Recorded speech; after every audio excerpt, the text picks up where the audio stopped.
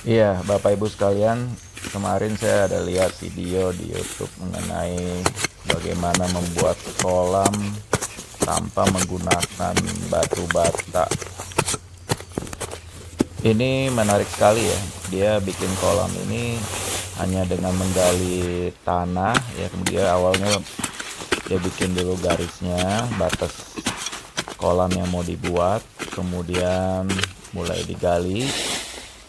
Nah, setelah udah digali sampai tanah dasar yang cukup keras di sini dengan kedalaman sekitar 50 cm dan panjang kolam sekitar 3 meter dengan lebar kurang lebih sekitar 2 meter.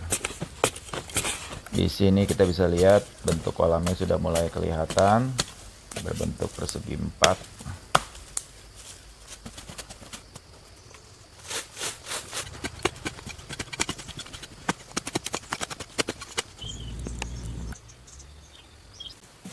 Nah, setelah bentuk yang diinginkan sudah jadi, kemudian, nah ini menariknya, lapisan tanah ini kemudian dilapisi oleh lapisan semen.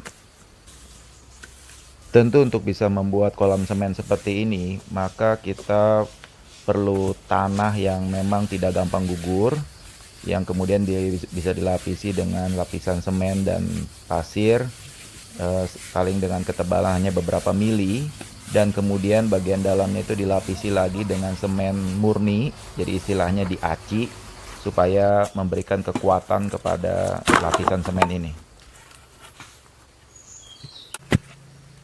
Ya, ini selanjutnya adalah pembuatan aksesoris ya, berupa pagar keliling, kemudian juga nantinya akan ditanami dengan tanaman-tanaman hias dan sebagainya. Nah, setelah selesai kolamnya, kemudian dibuat saluran pipa air untuk mengairi kolam ini. Namun, satu hal yang perlu kita perhatikan, kolam semen seperti ini, meskipun ini tidak ada batako atau bata merah, tetapi bahan semen ketika bersentuhan dengan air, dia akan mengeluarkan zat yang namanya alkali. Nah, zat alkali ini akan menyebabkan pH air tersebut naik di atas angka 9, dan itu akan bisa mengakibatkan kematian pada ikan maupun lobster. Jadi sebelum digunakan untuk kolam ikan atau lobster air tawar, kolam semen ini diisi air dulu sampai penuh.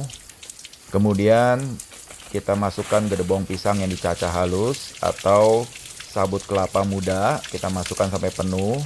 Lalu kemudian kita biarkan di dalam kolam ini selama kurang lebih 3 minggu.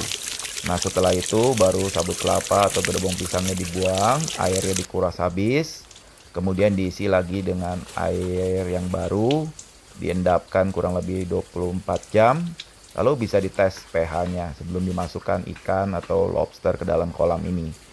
Jika pH-nya masih di atas angka 8,5 atau 9, maka kolam ini masih belum siap untuk digunakan. Namun apabila sudah pH-nya sudah stabil, maka kita bisa mulai gunakan untuk pemeliharaan lobster ataupun juga ikan hias. Ya, selamat mencoba ide yang menarik yang di videokan ini.